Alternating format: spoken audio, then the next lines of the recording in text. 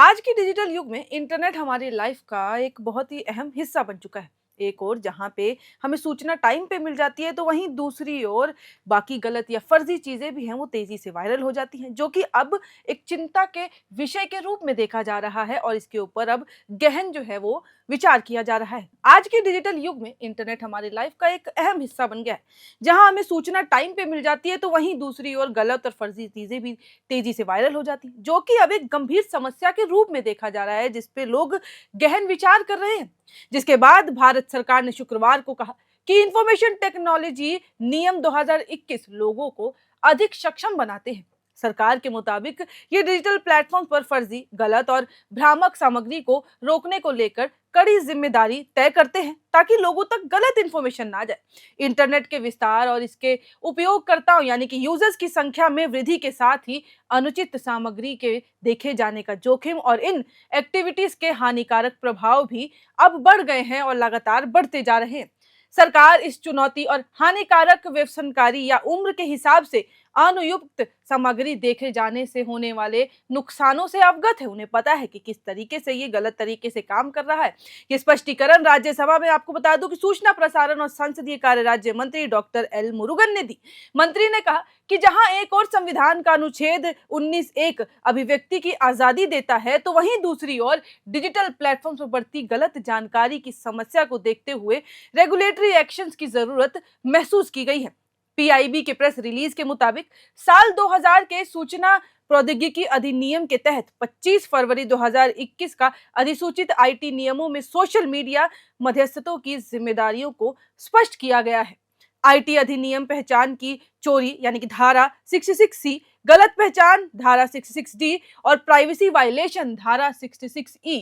अश्लील या यौन रूप से स्पष्ट सामग्री प्रकाशित करना या प्रसारित करना धारा 67, 67A, 67B जैसे विभिन्न साइबर अपराधों के लिए दंड का प्रावधान करता है। ये पुलिस को अपराधों की जांच करने यानी कि धारा 78 के तहत सार्वजनिक स्थान में प्रवेश करने और संदिग्ध व्यक्ति की तलाशी लेने और उसे गिरफ्तार करने का भी पूरा अधिकार देता है कि ऐसे मामलों में पुलिस जो है वो पूछताछ कर सकती है।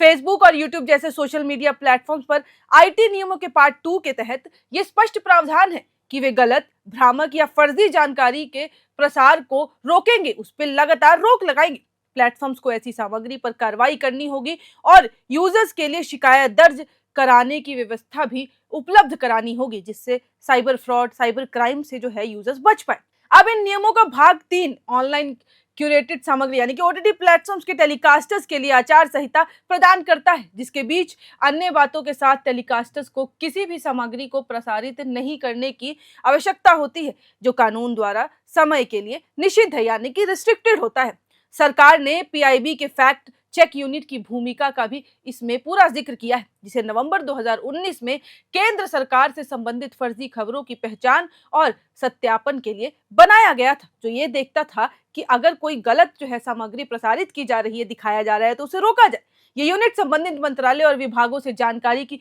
पुष्टि करने के बाद अपने आधिकारिक सोशल मीडिया चैनलों पर प्रकाशित या प्रसारित फैक्ट्स के संबंध में जानकारी देता है कि ये सही है या फिर गलत। इसके लिए सरकार ने इंफॉर्मेशन टेक्नोलॉजी यानी कि आईटी अधिनियम की धारा 69A के तहत उन वेबसाइटों, सोशल मीडिया अकाउंट्स या फिर पोस्ट को ब्लॉक करने के अधिकार का इस्तेमाल करती है, जो कि भारत की संप्रभुता और अखंडता, रक्षा, सुरक्षा या फिर सार्वजनिक व्यवस्था के लिए खतरा पैदा करते हैं। यानी कि अगर कोई ऐसी चीज है जो भारत सरकार के लिए गलत है, उसको रोका जाता है। डॉक्टर मुरुगन ने ये जानकारी राज्यसभा में डॉक्टर लक्ष्मीकांत बीजेपी के सवाल के जवाब में दी। लक्ष्मीकांत वाजपेयी जो है वो भारतीय जनता पार्टी के राष्ट्रीय उपाध्यक्ष हैं।